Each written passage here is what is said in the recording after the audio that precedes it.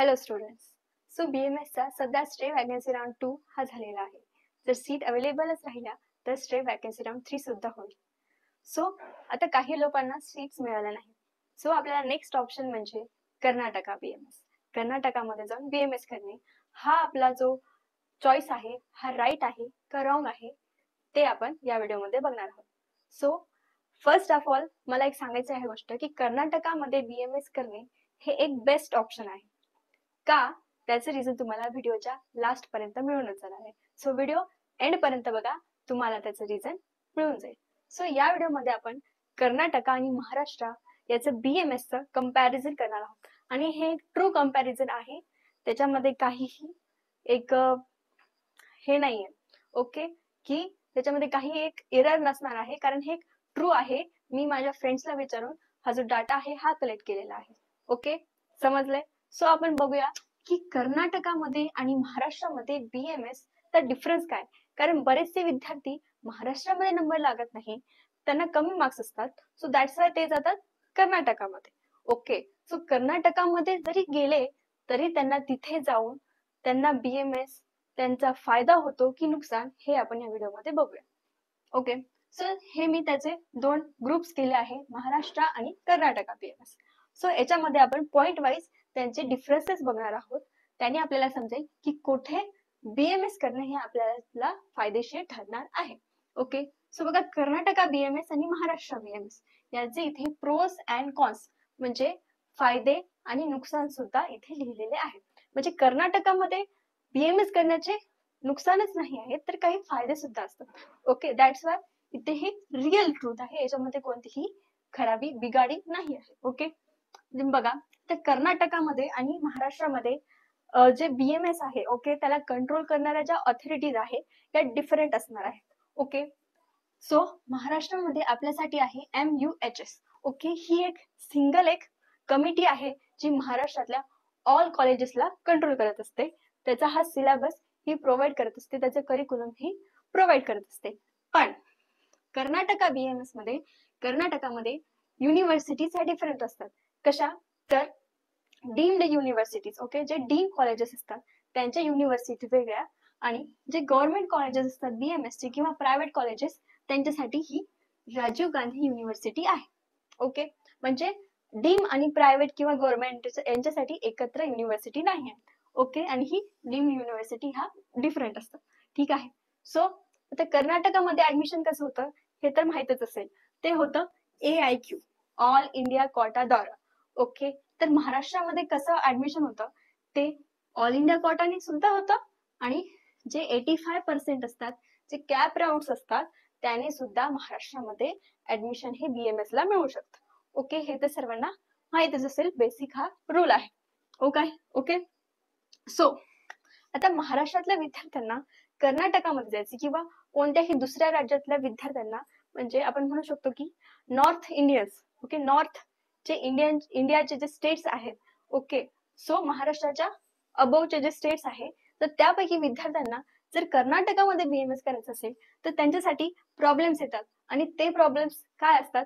Main problem म्हणजे असतो तो लँग्वेज.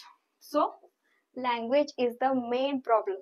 वाय? कारण कर्नाटकामध्ये मी माझ्या फ्रेंडला फोन लावला, ती कर्नाटकामध्ये BMS करते. ओके, ती डीम्ड युनिव्हर्सिटीमध्ये BMS करत आहे. सो मी तिला विचारलं की तुझ्या कॉलेजमध्ये आणि महाराष्ट्रातील कॉलेजमध्ये काय डिफरन्स आहे, काय प्रोज आणि काय कॉन्स आहे.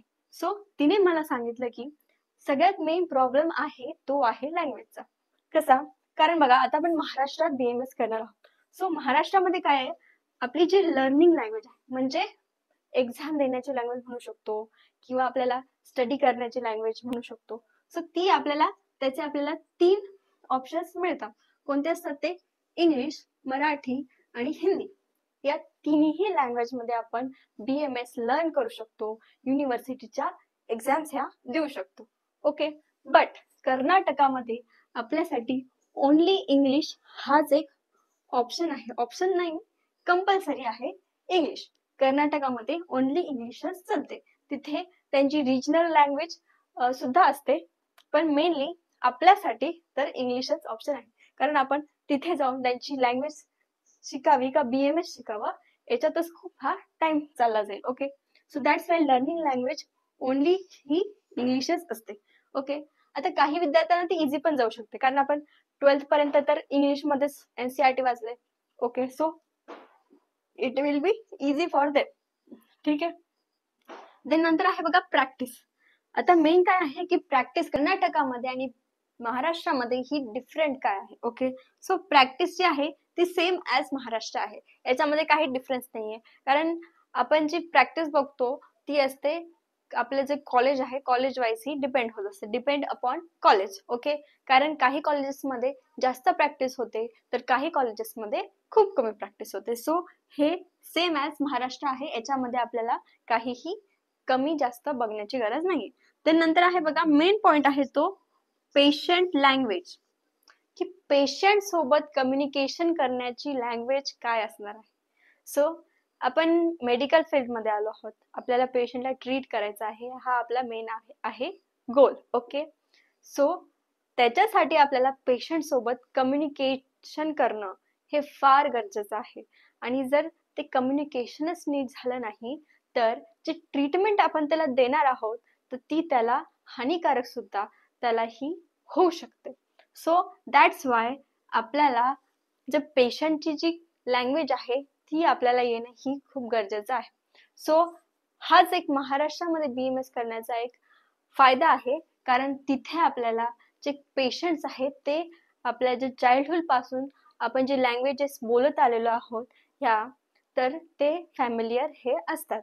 ओके, पण आपण जर कर्नाटकात गेलो तिथलच्या पेशंटला इंग्लिश हे फार किंचित लोकांनाच येणार आहे, कारण तिथे इतके सुद्धा जास्त फ्लुएंटली इंग्लिश बोलणारे व्यक्ती हे नसणार आहेत. सो दॅट्स वाय तिथे जे बोलणार आहे ते मल्याळम किंवा त्यांची अदर रिजनल लँग्वेज हे ते पेशंट बोलत असणार आहेत. ओके, सो जर आपल्याला त्यांच्याशी कम्युनिकेशन करायचं असेल तर आपल्याला त्यांची ही लँग्वेज येणं फार गरजेचं आहे. ओके, तर आता काही स्टुडंट म्हणतील की आम्ही तिथे जाऊन ती लँग्वेज शिकून घेऊ. सो ते तुम्हाला एक टफ कॉम्पिटिशन किंवा टफ एक टास्क असणार आहे, कारण आपण तिथे इंग्लिशमध्ये ओके त्यांच्या लँग्वेजमध्ये आपण BMS शिकणार आहोत 5 इयर्स प्लस आपल्याला त्यांची लँग्वेज शिकणं हे खूप टफ असणार आहे आपल्यासाठी. ओके, कारण आपण लहानपणापासून या 3 लँग्वेजेस हे बोलत आलेलो आहोत आणि आपल्याला त्यांची जर लँग्वेजेस समजली नाही तर आपलं BMS ची डिग्री घेणं हे व्यर्थच जाणार आहे ऑब्विसली. सो दॅट्स वाय कर्नाटकामध्ये BMS नाही करायचा हा एक रिझन आहे. ओके, आता हा एक नुकसान आहेच लँग्वेजचा, पण त्याच्यासाठी सुद्धा एक एक्सेप्शन आहे आणि ते आपल्या फायद्याचं आहे. ते कोणतं? ते आहे बघा बॉर्डर. आता तुम्ही म्हणणार border, what is border? Border काय? सो बॉर्डर मीन्स त्याची जी सीमा असते. आता कर्नाटक आणि महाराष्ट्र हे 2 राज्य आहे आणि त्या राज्यांची सीमा म्हणजे त्यांची बॉर्डर सुद्धा ही असणारच. सो बेसिकली त्या बॉर्डरवरचे जे सुद्धा शहर असतील आणि त्या शहराच्या BMS कॉलेजेसमध्ये जर आपलं ऍडमिशन झालेलं असेल सो आपल्यासाठी तो एक फायदेशीर निर्णय राहणार आहे. का? कारण कर्नाटका आणि महाराष्ट्र यांच्या बॉर्डर मधले जे कॉलेजेस आहे तिथलचे जे पेशंट्स आहे ते मेनली आपली जी लँग्वेज आहे ओके आपली जी मदर टंग आहे किंवा अदर लँग्वेजेस आहे त्या ते इझिली बोलू शकतात. ठीक आहे, सो दॅट्स वाय बॉर्डरवर जर आपलं कॉलेज असेल तर तो आपल्यासाठी एक खूप जास्त फायदा असणारा पॉइंट आहे. ओके, सो दॅट्स वाय जर तुम्हाला बॉर्डर जवळचे सपोज बेळगाव एक आहे तिथेलचं, माझी जी फ्रेंड आहे ती बेळगावच्या युनिव्हर्सिटीमध्ये आहे. ओके, सो तिथे ती असल्यामुळे तिला पेशंट सोबत कम्युनिकेशन करण्यासाठी इझी जातं, कारण त्यांना मराठी सुद्धा ही थोडीफार येत असते. ओके, सो दॅट्स वाय हा एक आपल्यासाठी खूप महत्वाचा पॉइंट हा असणार आहे. त्यानंतर आहे फीज. आता फीज ही बरेच जण म्हणतात की खूप जास्त आहे कर्नाटकामध्ये, नाही कमी आहे महाराष्ट्रापेक्षा. सो ती कर्नाटकामध्ये हायर आहे. का? कारण तिथलचं जे इक्विपमेंट्स आहे तिथलचं जे हे आहे ते खूप जास्त आहेत. ओके, आणि तिथलचे कॉलेजेस खूप सुद्धा हे कमी आहेत. सो दॅट्स वाय त्यांची फीज ही जास्त आहे as compare to Maharashtra. Then नंतर आहे बघा, कारण माझी जी फ्रेंड आहे ती डीम्ड युनिव्हर्सिटीमध्ये आहे आणि तिची 1.5 म्हणजे पर इयर तिची जी फीज आहे ती आहे 7 lakh rupees. Okay, 7 lakh rupees. So तुम्ही कॅल्क्युलेशन करू शकता की त्याची फीज बाकीच्या कॉलेजेस सुद्धा ही हाय असणारच. देन नंतर आहे बघा, लेस BMS colleges than Maharashtra. So this is a true statement. का? कारण बघा, आपले स्ट्रे वॅकन्सी राऊंड 2 झालेले आहे, त्याच्यामध्ये बघा टोटल 123 कॉलेजेस हे महाराष्ट्रामध्ये सध्या आहेत. सो आणि कर्नाटकामध्ये 100ही कॉलेजेस नाही आहेत. सो तुम्ही कम्पेअर, हे डायरेक्ट तुमच्या समोर आहे कम्पॅरिझन, की कर्नाटकामध्ये लेस कॉलेजेस आहे as compare to Maharashtra. So Maharashtra is a easy, आपल्यासाठी एक इझी ऑप्शन आहे की महाराष्ट्रामध्येच BMS करावं कर्नाटकामध्ये जाण्यापेक्षा. कारण तिथे आपल्याला मेनली येणार आहे लँग्वेज प्रॉब्लेम, पेशंटसाठी कम्युनिकेशन करण्यासाठी तो लँग्वेजचा प्रॉब्लेम, फीजचा प्रॉब्लेम. ओके, सो हे आहे त्याचे मेन प्रोज अँड कॉन्स. याच्यामध्ये तुम्हाला मी प्रोज सुद्धा सांगितले आहे, फायदे आणि नुकसान दोन्ही सांगितले आहे. सो डिसिजन हे तुमचं आहे की तुम्हाला फायदे बघायचे आहेत जास्त का नुकसान बघायचे आहे.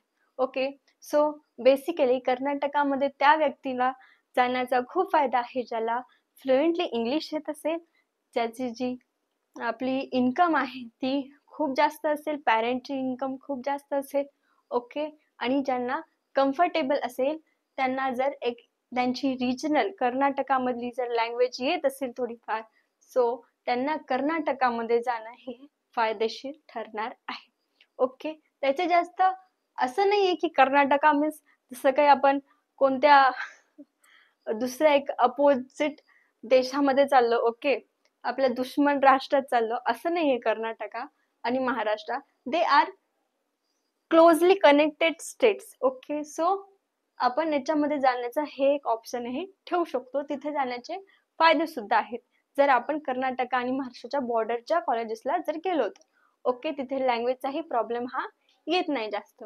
ओके, सो डिसिजन हे तुमच्या हातात आहे, तुम्हाला कर्नाटकामध्ये ऍडमिशन घ्यायचं आहे किंवा नाही.